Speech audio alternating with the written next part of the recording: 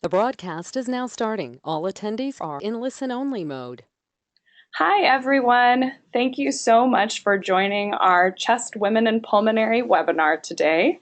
Today we have two wonderful guests, Dr. Rosie Khan and Dr. Anissa Das, who are going to be talking about being an advocate for yourself.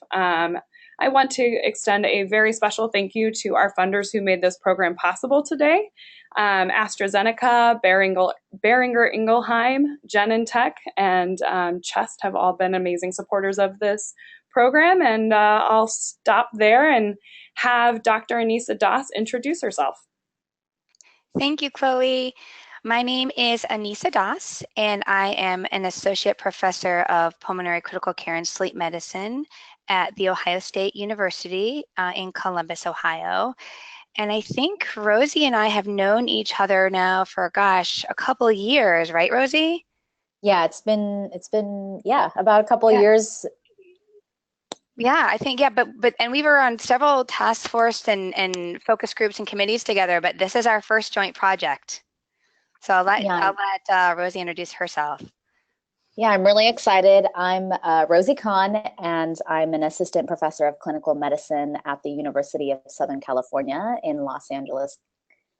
And we're really excited to be talking to you about this. And Anissa and I met, I guess, at a chest conference a few years ago. And this is just something that both of us are passionate about. And we've spoken at several chest conferences about topics like this, women in medicine. So we're excited.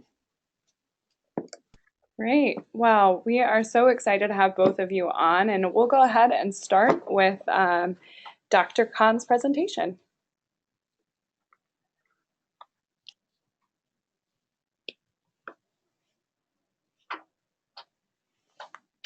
All right, so you guys should follow me on social media. That's my Instagram handle. And so basically advocating for yourself is what we're going to be talking about. And women in healthcare face many challenges like delayed academic achievement, unattainable leadership opportunities, and pay disparities.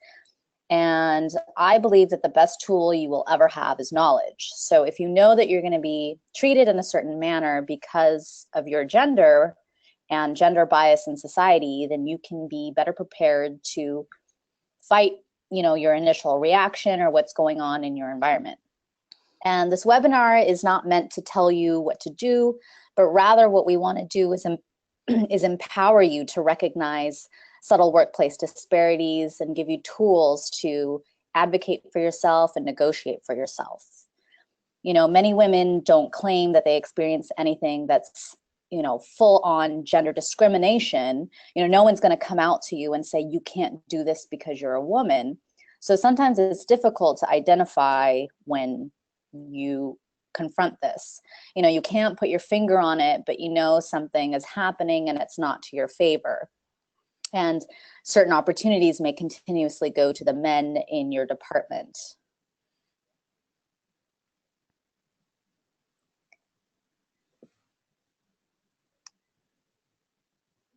Studies have shown that women don't negotiate as much as men, and it may actually be contributing to the gender gap in salary.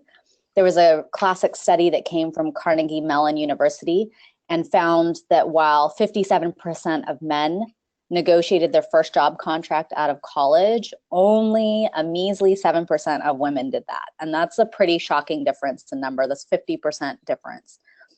Dr. Linda Babcock, she's one of the authors of a book called Women Don't Ask, The High Cost of Avoiding Negotiation, basically projected these numbers long term. So in her book, she created a scenario of two 22-year-olds seeking employment who are offered a starting salary at $25,000. The first student takes that offer, and then the other student negotiates an extra $5,000 and puts that into savings.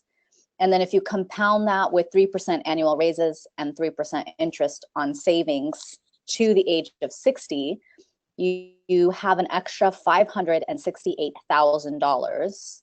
I mean, can you imagine an extra $500,000 just from negotiating $5,000 at your initial offer. That's a pretty shocking number.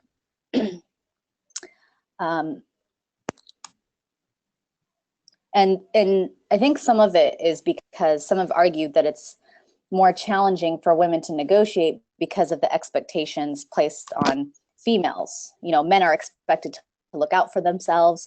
They have a family to provide for, and that's not traditionally seen for women. While on the other hand, women are supposed to be more communal, more nurturing, and concerned about others. And when women don't meet these expectations, we can be viewed as difficult to work with or demanding. And from a young age, women are taught that their well-being and success are contingent upon acting in stereotypical ways, such as being polite, soft-spoken, compliant, relationship-oriented. And this is reinforced by media and social cues.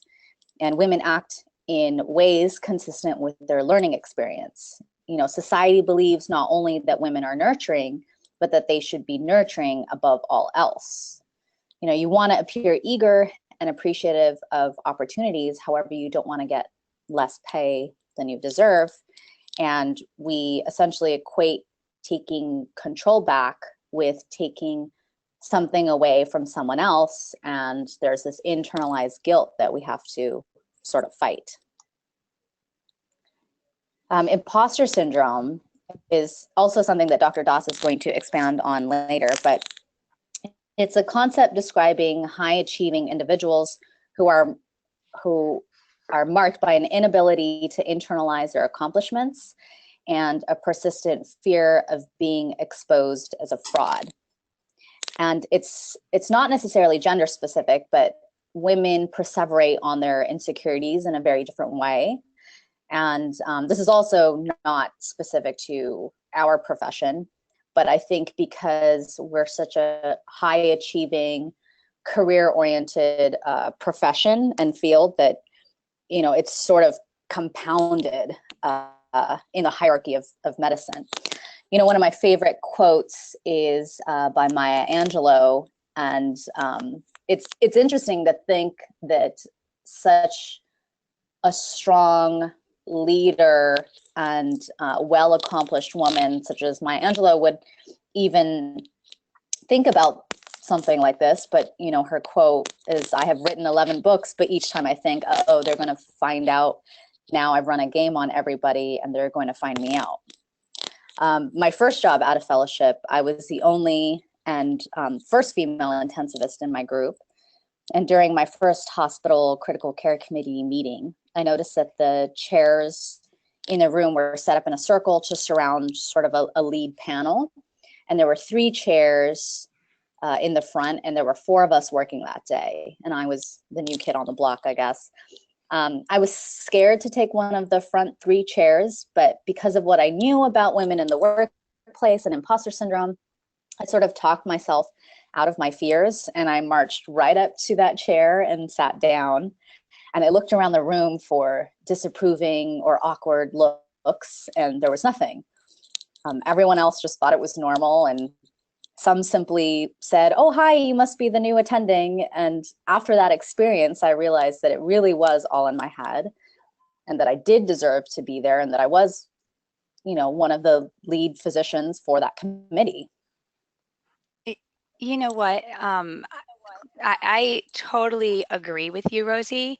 I think that's a really good point, that oftentimes we are so afraid to initiate something because we just don't feel like we're worthy of that opportunity.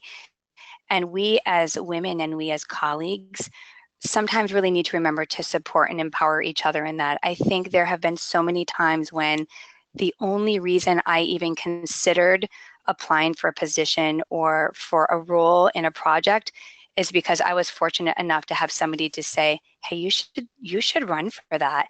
And it would never have occurred to me that I was qualified to do that. And then I would get it, right? So we clearly are our own worst enemies and need to not only believe in ourselves, but support each other, because if we are not going to support each other, no one else is going to. I 100% agree with that. You sort of believe that you have to work twice as hard to be considered half as good, and we just kind of keep working like a bee, and not letting people know sort of all of our accomplishments. And it's nice to have other women in the workplace sort of advocate for you and talk about what you've accomplished as well, or provide you with some different opportunities.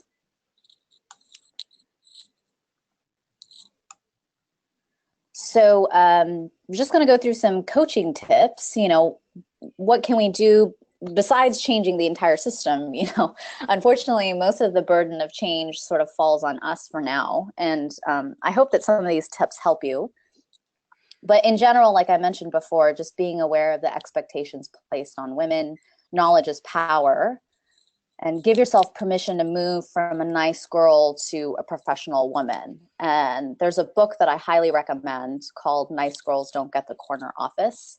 And that resource will be listed for you later on in the slideshow. But, visualize yourself as you want to be, prepare ahead, don't aim for perfection. Manage your anxiety, and basically you sort of get comfortable with being uncomfortable, because like Anissa mentioned, you're putting yourself in, applying for a job or something that you feel like maybe you don't meet all the qualifications for, but just get comfortable with being uncomfortable and talk back to that fearful voice inside your head. And recently I sort of advocated for myself without actually doing it myself.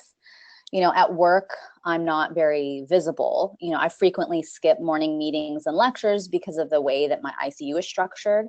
I work with a neurology ICU team to co-manage all the patients in the neurosurgical ICU, and therefore I'm present during patient rounds in the morning, and that overlaps with meetings and lectures with my department. And at some point, I sort of noticed that my director felt that I was somehow maybe more disengaged with the department.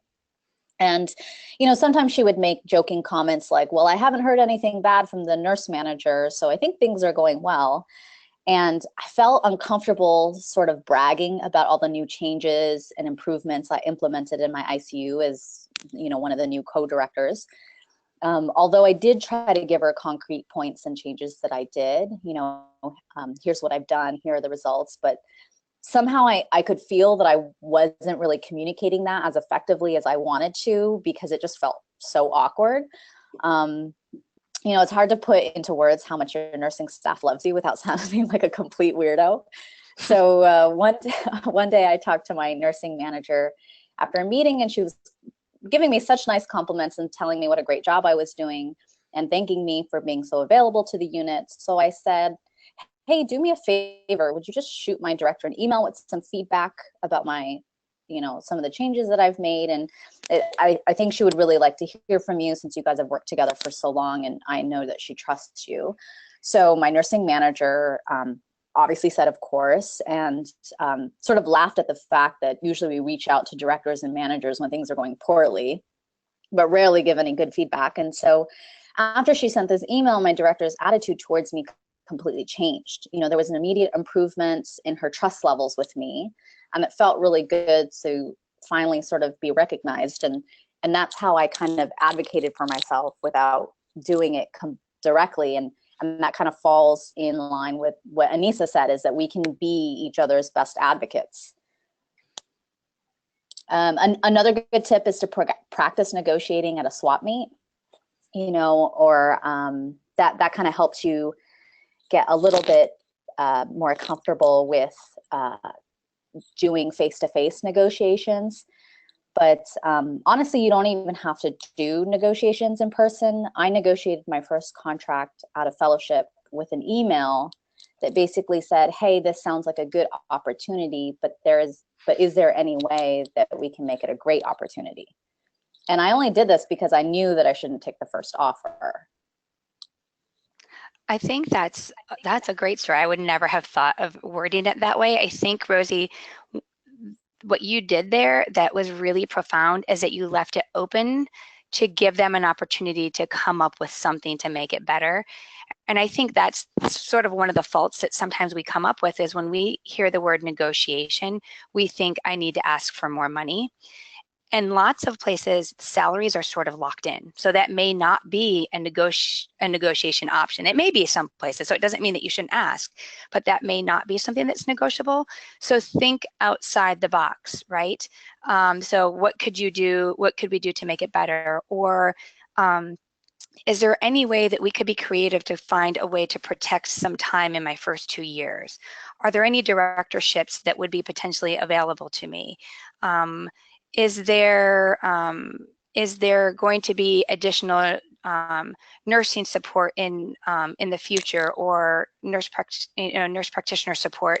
But asking for things that you might not otherwise realize that really are going to buy you time to increase other opportunities and to do other work, I think, and be creative about what you ask for. Exactly. Yeah, that is so spot on, because it's not always completely about the salary. There's other things that might be important to you, like you mentioned, protected time for charting or research time, and you can leave it open if you feel uncomfortable just talking straight numbers, and then and sort of figure out what's important for you, and then just kind of shoot them an email instead of doing it over the phone if you feel uncomfortable. Well, and in private groups, even talking about maternity leave. I mean, I had a girlfriend who was this orthopedic surgeon, and they were going to say that she could not get paid maternity leave beyond sort of what they had, and they said, no, we wouldn't do paid. And her argument was, well, how many of you are going to get, she was in a group practice with a bunch of 60-year-old men, and she's like, how many of you are going to get your knee replacements? Are you going to get paid during your knee replacement? So she ended up getting her maternity pay. But so little things that you might not think about to really ask for and to stand up for yourself. Yeah, and I like that she used that, because she recognized ahead of time that there was already a bias going on. And so she was able to jump into that conversation knowing that she was going to need to fight for this or negotiate this. And so just having that knowledge to think of an example, like, well, you guys are going to have knee replacements, or, whatever it is, to be able to combat that. The worst thing is when you're just kind of dumbfounded, and later on you're like, wow, I really think I was treated unfairly because I'm a woman. And so just being prepared and knowing that is sort of the best thing that you can do for yourself. The most common way people give up their powers by thinking that they don't have any. And so I would definitely say the most important thing is to be really proud of yourself. Take a moment to give yourself a pat on the back. You're an amazing doctor, healthcare provider. You've worked extremely hard to get where you are, and you definitely deserve to be recognized for that. And with that, I think awesome. Dr. Dot is going to start her section. Yeah. So I am not an Instagram girl. My Instagram account would not be exciting to anybody. It's mostly filled with kids' pictures of fishing. So, but my Twitter account is actually a little bit more professional, and I do tweet a lot about the Sleep Medicine Network for ACCP, recent pulmonary critical care and sleep research, and a lot of women in pulmonary kind of things. So if that's interesting to you, then feel free to follow me. And I think I don't quite have access to the slides yet. There we go. Okay, great. So I'm a little bit goofier than the average person who talks. So my first slide is Stuart Smalley. And I grew up in the 80s. So Stuart Smalley had these sessions where he would look into the mirror and he would do self affirmations. And I think it's funny that your last slide was talking about basically the exact same thing that my first slide's talking about.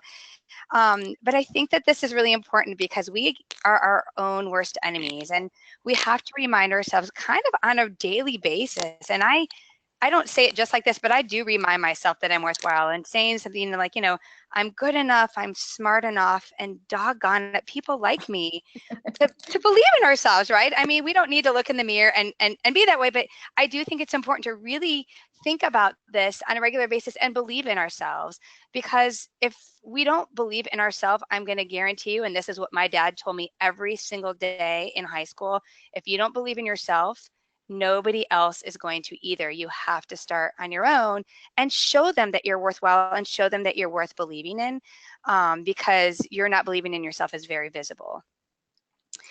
I think the first step, so my portion of this is a little bit more about how to sort of launch your career and making sure that everything that we are doing in our career is purposeful. And I say this because I didn't always do this, and I'll kind of tell you some of the shortcomings that I think I've had and what I could have done to expedite my career and what I still do wrong. But I think the first step is you need to identify what your goal is and where you're going. What do you want to be doing? And then once you figure out, I want to be the world's best critical care doc, I want to be a division chief, whatever you decide you're going to be, then you figure out what are those steps that you really need to be able to achieve that. If you're in academic medicine, equally important is very early on, and the people who are my current mentees, I tell them this within the first month of them coming in. We need to figure out what the best promotion track for you is. They're different at different institutions, but in general, there's a research track, a clinical excellence track, the traditional track, which is sort of a gamish, and then the clinician educator track. And the reason I think this is so important is not only did I not do this, so I just assumed I was going to be a traditional track, and I didn't pull up on our website what the steps and the criteria were. And then 4 years in, literally I waited 4 years, which is so ridiculously embarrassing. I found out and pulled it up and met with my mentorship panel and found out that, you know what, I'm almost all the way there for clinician educator. And I realized how many publications I needed and really what the metrics were to reach promotion to associate professor. So I think first and foremost, you need to figure out which track is best for you. And then whether you're in academic medicine or not, you need to have a clear vision for your future. You need to figure out what your goal is. And then once you choose that goal, establish a plan. And goals can be different and goals can be fluid. And so what works for you when you first finish fellowship or while you're in fellowship might be very different than what works for you when you're my age. So I went into pulmonary critical care and sleep because I was a critical care junkie. I was known as a person who loved to be in the ICU. If I wasn't managing an event, I was not alive. And now my career has evolved to doing like a 90 to 95% sleep medicine, which I think anyone who knew me years ago would never have expected that. But it's sort of where my life took me. So not only is it important to have a clear vision, but it's important to understand that it's okay for that to be modified and for you to reflect on it on a regular basis. I think that, whoops, I gotta keep clicking at the right spot. You have to make sure that you have some form of focus. I think some of the best advice I was given was don't just be a generalist. And by a generalist, that doesn't mean you have to specialize, but that means you have to have something that you are known for. That could be that you're a great physiologist and you can understand CPETs really well. You might be really good in perioperative evaluations. You might be really good at certain procedures, but have something that you are feeling that you are known for, and then you can build your clinical career or your academic career around that. And then I think you need to have a 5-year plan. You have to figure out, okay, and I pick 5 because 10, I've already proven that 10 years things can change, but 5 years is a reasonable time. Figure out where you want to be. What achievements do you want? Do you want to have achieved a certain amount of funding? Are you in research? Do you want to be in education and being able to really develop curriculum, whether it be for students or fellows or, at a national level? Do you want to be a research team leader? Do you want to, what titles are important to you? Do you want to be section chief? Do you want to be medical director of an ICU? Do you want to be holding a leadership role in a national committee? These are super important because once you figure out what these goals are, you need to reflect and then plan how to get there because they really take some time. And then you break it down into annual goals so that you can make sure that you're on track to achieve that. And then along with those goals, you need to figure out what are your strengths. So what am I good at? I might really enjoy these things, but if I'm really good at detail orientation, maybe I should really be coming up with protocols for my sleep lab or protocols for the ICU. If I am confident in speaking publicly, maybe I should really be focusing on education or creating new innovative ways to disseminate education. And at the same time, what excites you? Because let's face it, if you are excited about what you're doing, it is so much easier to do things on a daily basis. And then once we figure that out, is what can I do to achieve these goals, and what skills am I going to need? Am I going to need to get more education on how to teach? Am I going to need to get some more procedural education? Are there additional courses I need to take so that you know along your your 5-year plan and your annual plan what things you need to do? I think that sort of brings me next to something that has really become more aware to me probably in the past 2 years than anything else.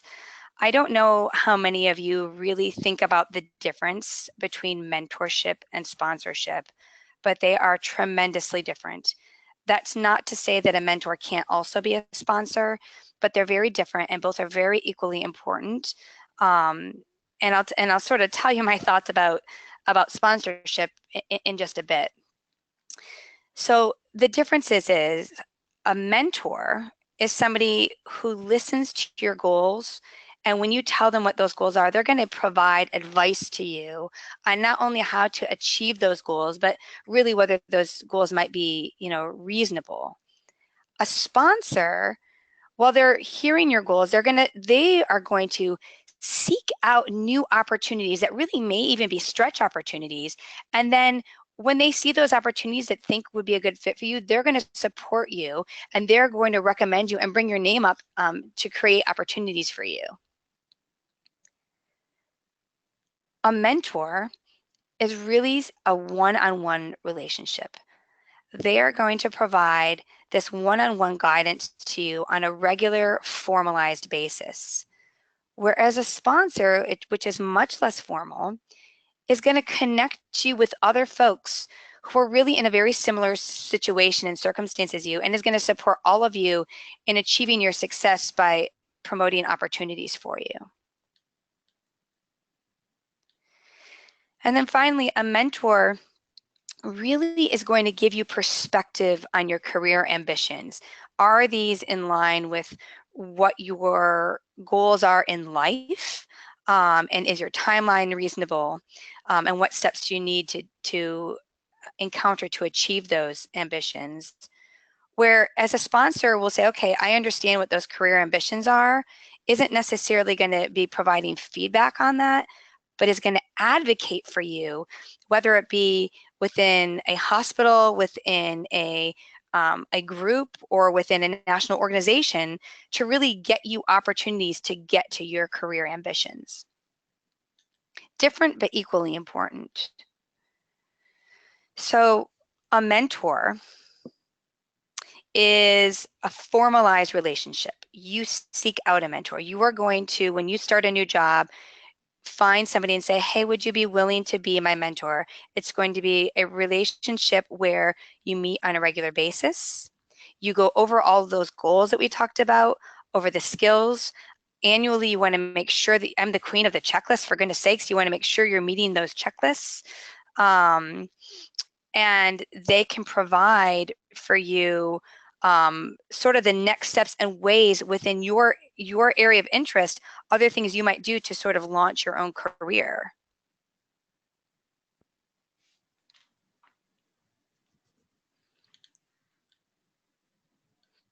A sponsor, as I talk about sponsors sound great, right? They give you all these opportunities. Doesn't that seem awesome? So you're like, how do I get a sponsor? Well, sadly, you don't really get to choose a sponsor. A sponsor typically chooses you.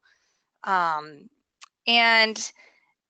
the bottom line is I didn't realize, so this is why I say I didn't really understand what sponsorship was until I found out retrospectively that I was getting all these opportunities And somebody sort of explained it to me. They're like, well, that's because these people are sponsoring you. I'm like, what do you mean? So I had encountered these amazing women in the past 5 years who were so generous with their time and their talents and their advice. But what I realized was, more importantly, behind the scenes, when opportunities came up to help author books or to be teaching on international courses,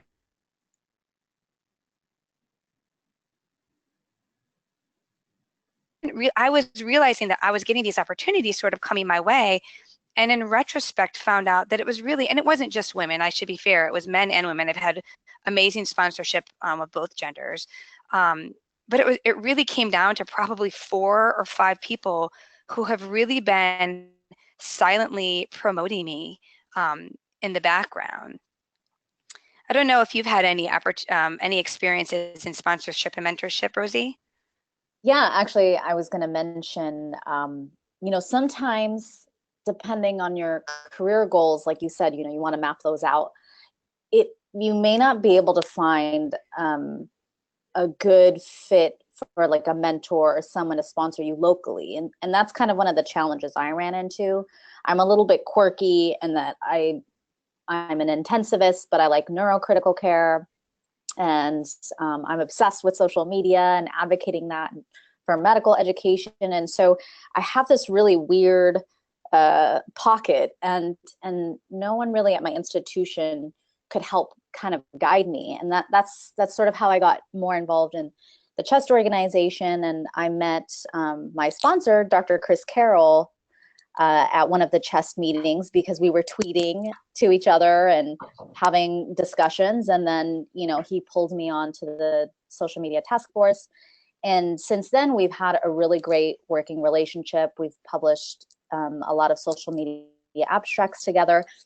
And then recently at this last CHEST conference, he invited me to a dinner and introduced me to, lots of CHEST leadership. And he's basically opened up the doors for me to grab these opportunities and unique little pockets that my institution wasn't able to provide. So I would definitely encourage people that if you feel a little bit lost locally or at your institution, see if you can expand out to the CHEST organization and join a committee where you think that that would highlight some of your strengths, and then someone is going to recognize your enthusiasm for that particular thing that you like, just like Chris did with me. And so that's sort of how I ended up getting my sponsor.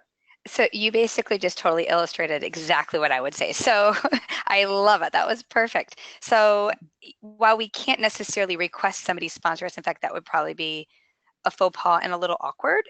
What you can do, right? So I don't have, a sponsorship isn't formal, mentorship is formal, but what you do is you can say, okay, you know what, these folks really are in line with my interests. These folks have really been supportive to other people's careers. And then the next step is exactly what Rosie said, right? So you seek out opportunities to work with them, whether it be joining a task force, whether it be being on a hospital committee with them, whether it be volunteering to give a talk with somebody even. I mean, one of the people who's probably been my greatest sponsor I met because I was thrown into a talk with her.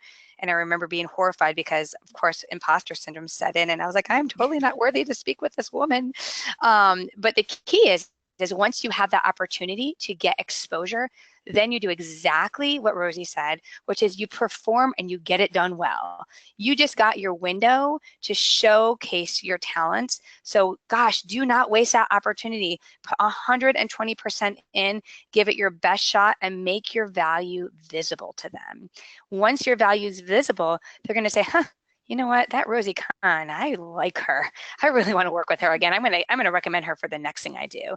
And then if that's what you want to do, you need to make sure that your career goals are clear and that they are known to folks, because you want to let them know what opportunities are really going to be exciting to you so that they know what to advocate for you for.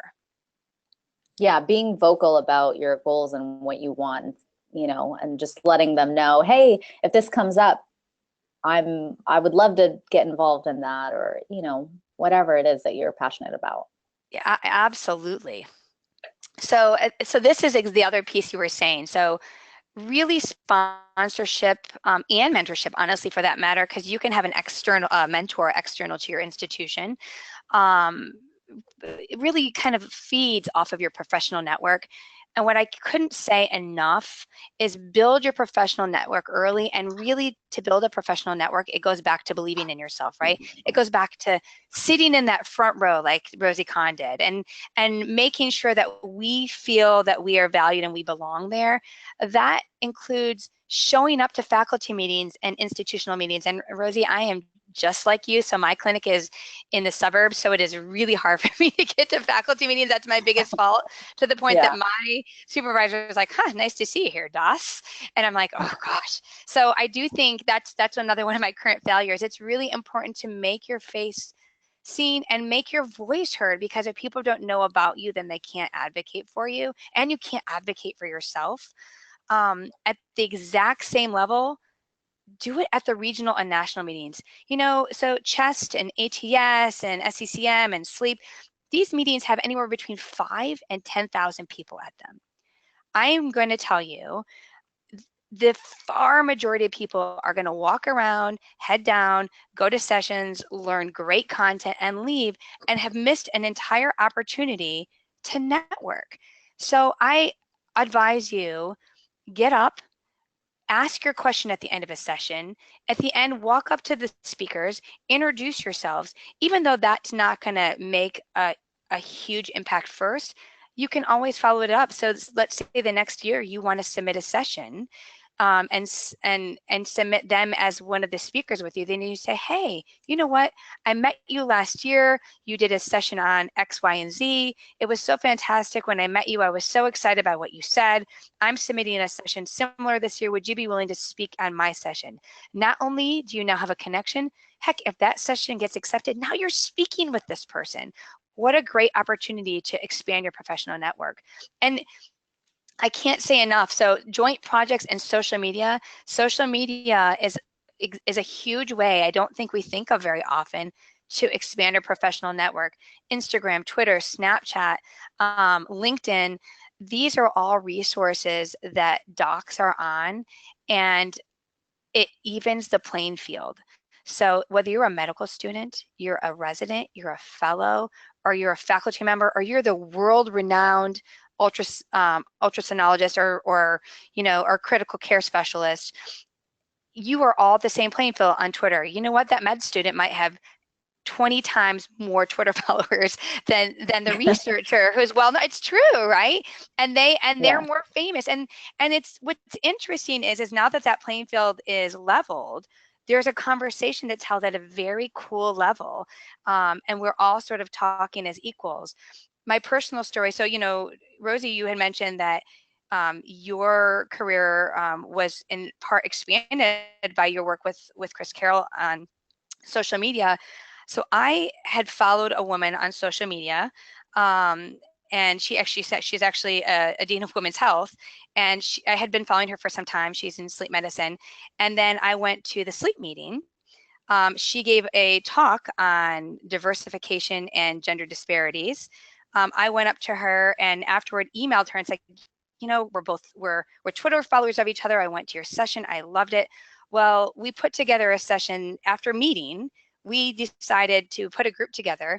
We put a Twitter session together for this next year's meeting at that in that organization, and are speaking together. So now I have That's 4 new awesome. colleagues that she and I have never met face to face, but we have been on phone conferences. We created a task force, and this all started with Twitter. So social media can really create opportunities that I don't think people think about. Yeah, I totally agree. I mean, that's how I've sort of gotten very involved in the CHEST organization, is through what's Twitter, just tweeting at a Yeah. conference. No, you're exactly right. Tweeting at conferences, oh my gosh, and using the hashtags from the conferences, you will then, when you meet people, they know who you are. I mean, there were so many people who I met actually at CHEST this year who came up to me because I do a decent amount at chest, a decent amount within sleep, and they came up and like, I've been following you for a year. Nice to meet you in person. And you know what? And actually, one of the people who did that, so this is another opportunity. One of the people who said, I think I follow you on Twitter. I actually ended up putting him in one of my sessions, and now he and I are speaking together this year. So it really does make a big difference. So here, this is interesting. I saw this quote and this recommendation actually on Twitter as well, as it were. And it was this quotation about a much larger percentage of men show up to meetings early. And by meetings, I'm more talking about hospital administrative meetings, but it could apply to anything. And women are all running in at the last minute.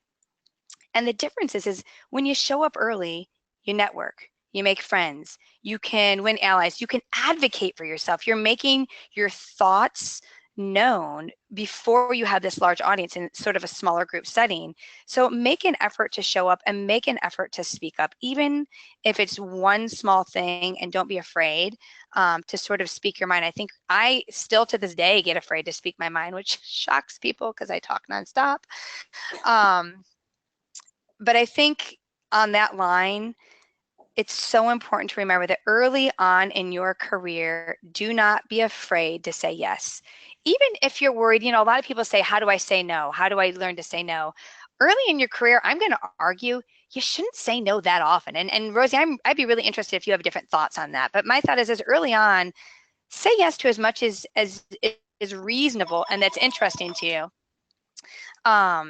Because I think that these smaller opportunities can always create more opportunities.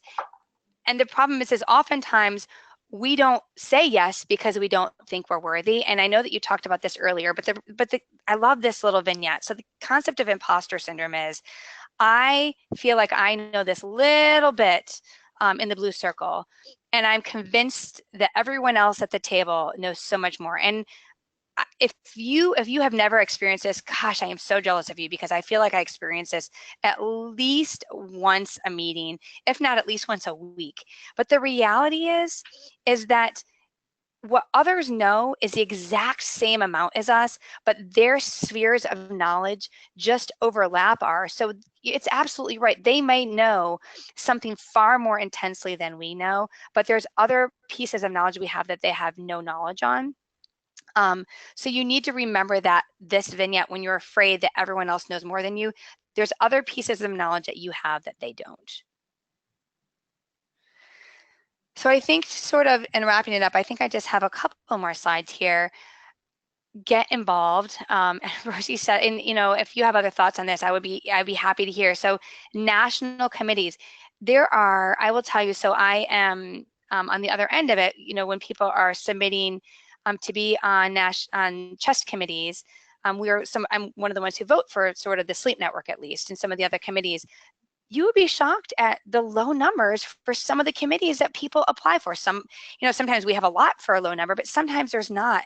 If you don't put your name in, you're never going to get on these committees. And if your goal is that you want to be in leadership, gosh, the first thing you need to do is to get on a committee. And if you want to get on a committee, you need to show you've done things. So submit content, make sure people know who you are, and don't be discouraged if you don't get on a committee when you apply. I have a colleague, I remember him telling me he applied to be on the education committee for chest, I think 3 years in a row before he got it. And he's a pretty well known right now within chest. But he's like, 3 years in a row I applied and I never got it. So don't get discouraged. Apply for leadership roles within your institution. In the past 5 years, I've applied for 2 leadership roles that I didn't get. And you know what? That's okay. I'm going to keep applying. I have I have gotten a lot of the ones that I have applied for, but you won't get them if you don't apply, and you have to figure out where you're the best fit, right? Volunteer for projects. When you work on projects, you meet other people and they create other opportunities.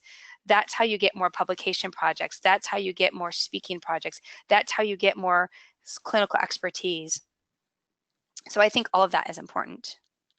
Anissa, I love what you said about don't worry about the rejections, and I would almost even say that you would expect rejections.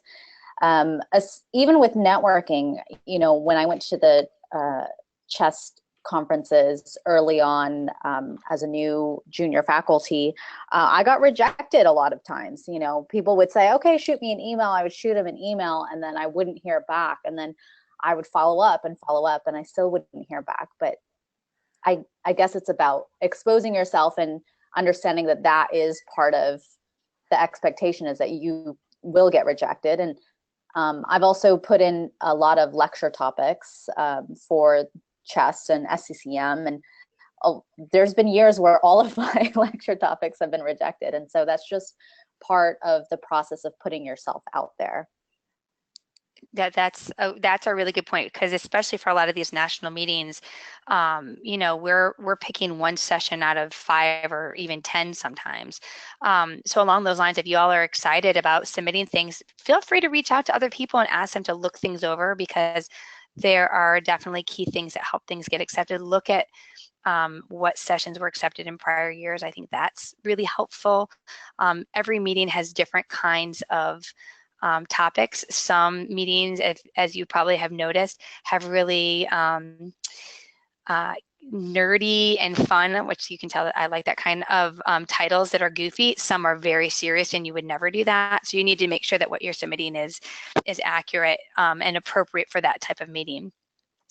One of the final things I wanted to say is, along a line of people saying no and getting rejected, don't let somebody who doesn't have the power to say no, or rather the power to say yes, tell you no. So don't let a naysayer turn you off of an idea if you're excited about something.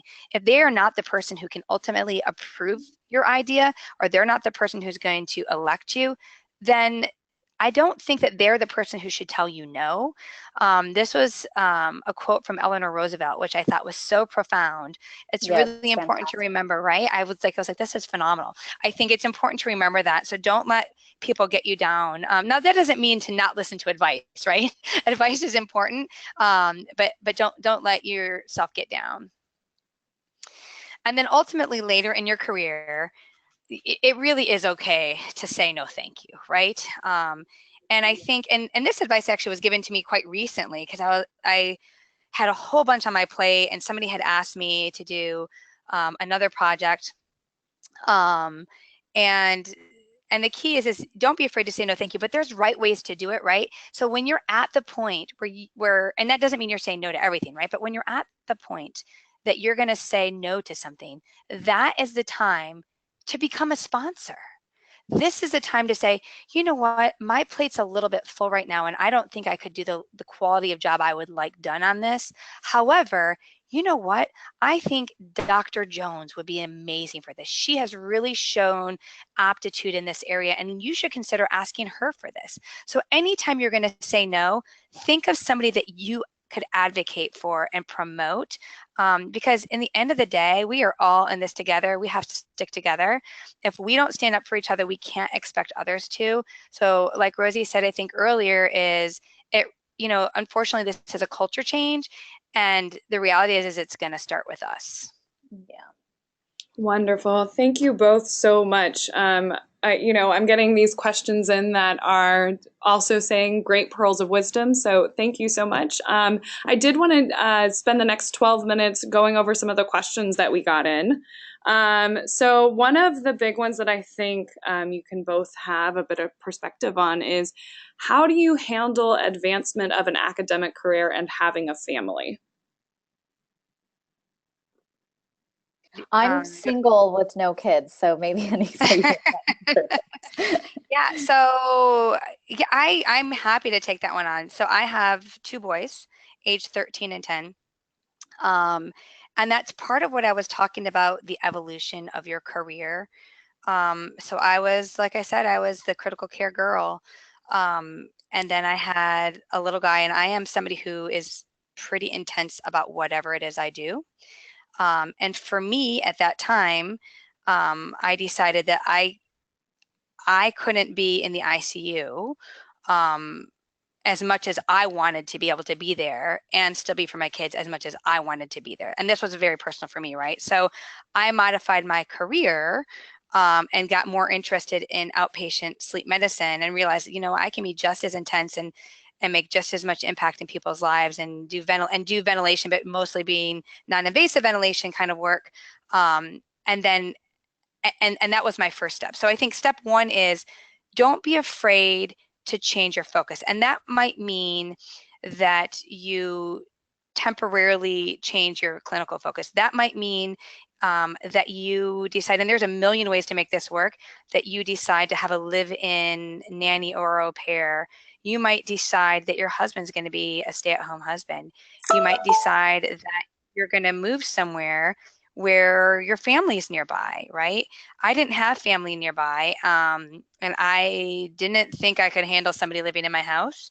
So for me, for the first 2 years of my career when I had kids, when I had really little kids, I was actually in private practice and worked 50% time. And so that's where I started.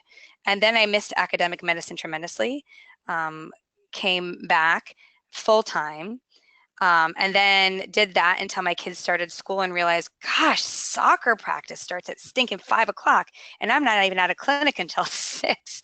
So I have switched to 80% full-time equivalent now. This is just sort of my path, so that I can get them to everything they need to do. And now as they're starting to get older, I'm starting to do a lot more travel.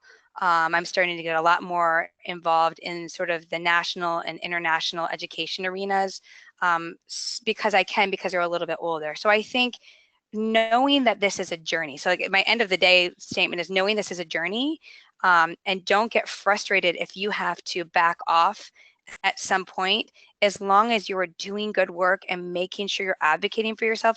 I don't think it's a career death.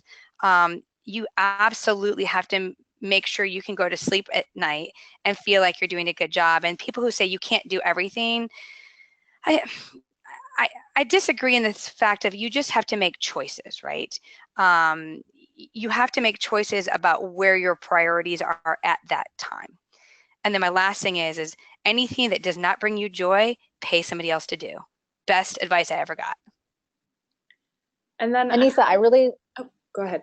sorry, I would just wanted to touch on this. What I love that you did is that early on in your career, you took all of the opportunities. So you did a pulmonary critical care fellowship, sleep, and everything.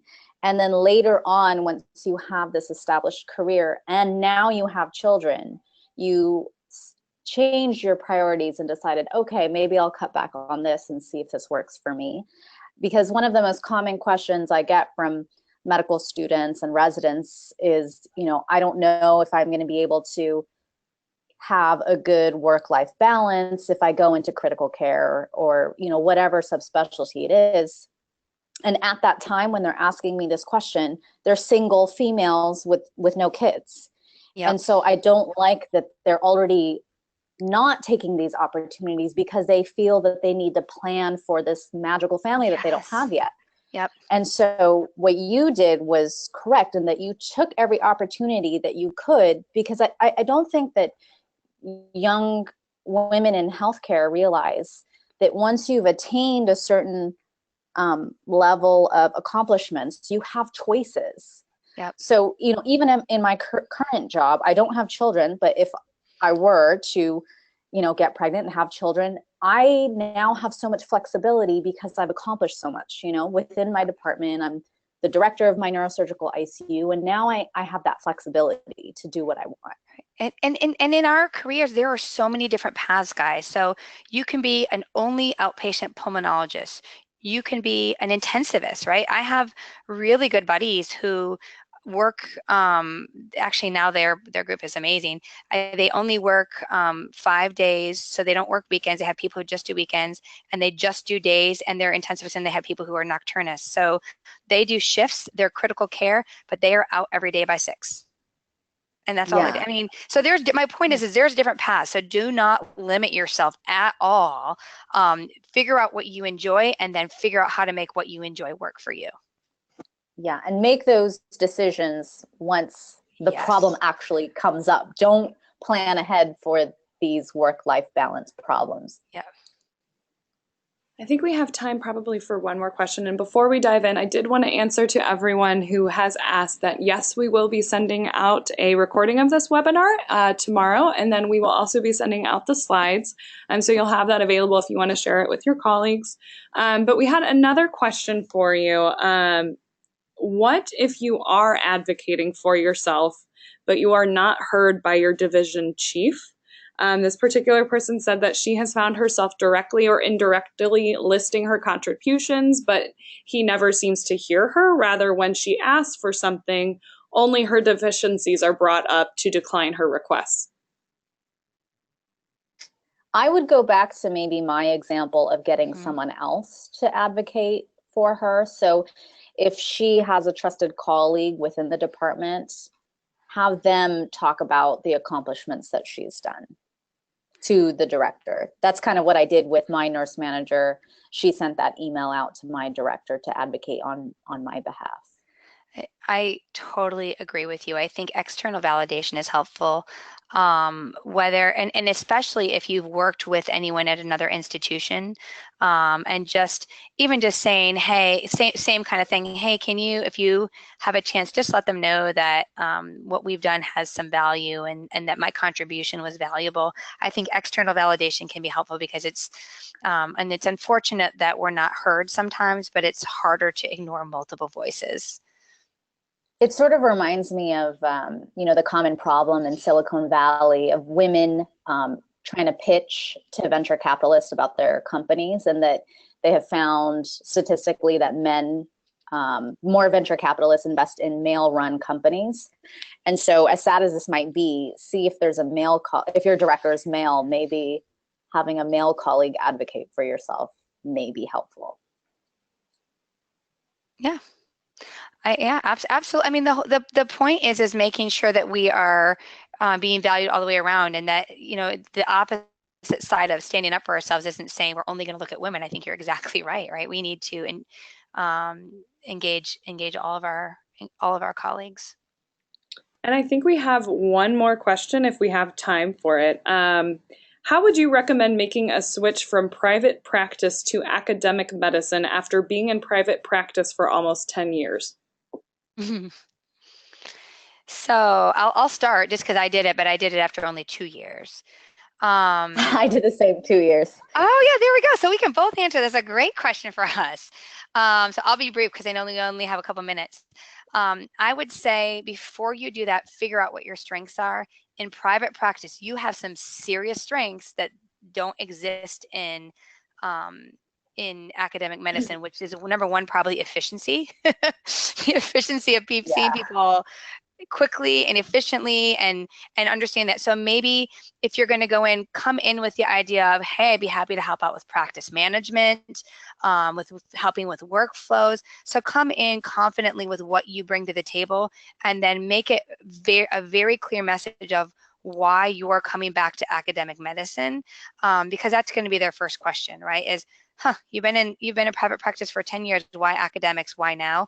So make sure you feel comfortable with your answer. And I think as long as you're true to your answer and you're authentic, that's going to lead the way. I second that. And then we got one final question, if we have time. Any final words of advice for fellows starting the academic medicine job search? Oh man, that's tough, because the tricky thing with academic medicine, just in general, is that they like to pay fellows very little salary, because they know everybody that you've been very little salary. Correct, but I think they take advantage of fresh fellows more so because you're just used to not getting paid well, so which is why I kind of liked my track where I went into private practice and then came back to academic medicine. But know your market value. Research the different academic institutions in your region. So for example, when I was looking in Los Angeles, I looked at UCLA, USC, and those different salaries to kind of figure out what would be an appropriate salary base. I think that's super important. And then also I always advise my fellows, remember, money doesn't come for free. So if one group is offering to pay 2 times as much as another group, look very carefully at the clinical hours and the clinical contributions and the required work RVUs that are going to be needed to maintain that salary. I think that balance is important, right? So everyone's expected to bring in their salary. So that's a good ratio. Like, how much work am I expected to do? How much RVUs am I expected to bring in for the salary I'm getting? And if you feel like and academic medicine and just overall pays a lot less, see what your moonlighting opportunities would be. For example, at USC, I am only allowed to work within the institution with patient-based practice. However, there's the opportunity for me to pick up extra night shifts for additional pay. Great.